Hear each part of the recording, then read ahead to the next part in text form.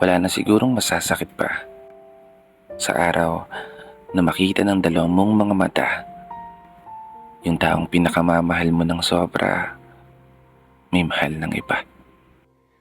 Sakit, no? Wala eh. Kailangan mong tanggapin na walang permanente sa mundong to.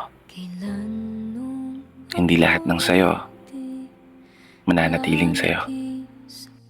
At hindi lahat ng gusto mo palaging gusto mo. Hindi lahat ng naisin mo ibibigay sa'yo. At ang pinakamasakit, hindi lahat kaya kang mahalin ng totoo. Alam mo, sabi nila, kapag dumating ka sa punto na hindi ka na nakakaramdam ng pagpapahalaga sa taong minamahal mo ng sobra, palayain mo na. Kapag dumating na kayo sa sitwasyon na hindi na niya kayang titigan ng iyong mga mata, palayain mo na. At kapag dumating na yung pagkakataon na hindi mo na maramdaman yung init ng pagmamahal, palayain mo na. Palayain mo na yung sarili mo. Kasi alam mo, hindi ka hinaan ang pagsuko sa isang laban. Lalo pat alam mo na wala ka na rin pinangahawakan. Hindi ka duwagan ang bitiwan ng isang tao na mahalaga sa'yo. Lalo pat alam mo na wala na rin patutunguhan.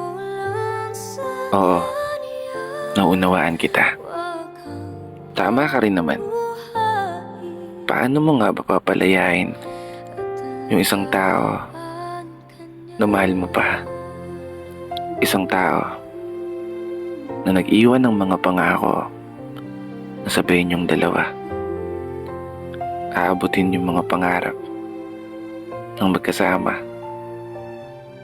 Magkahawak ang kamay na sasalubungin ng umaga.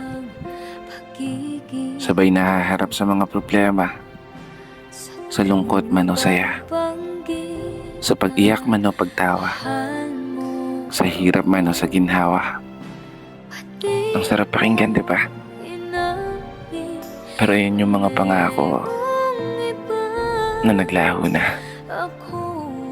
Masakit mang isipin. Mukhang kailangan ko talaga ipaubaya yung taong minamahal ko ng sobra sa taong minamahal niya. At hindi ako yun. Hindi na kita pipilitin pa. Hindi na kita pahihirapan pa.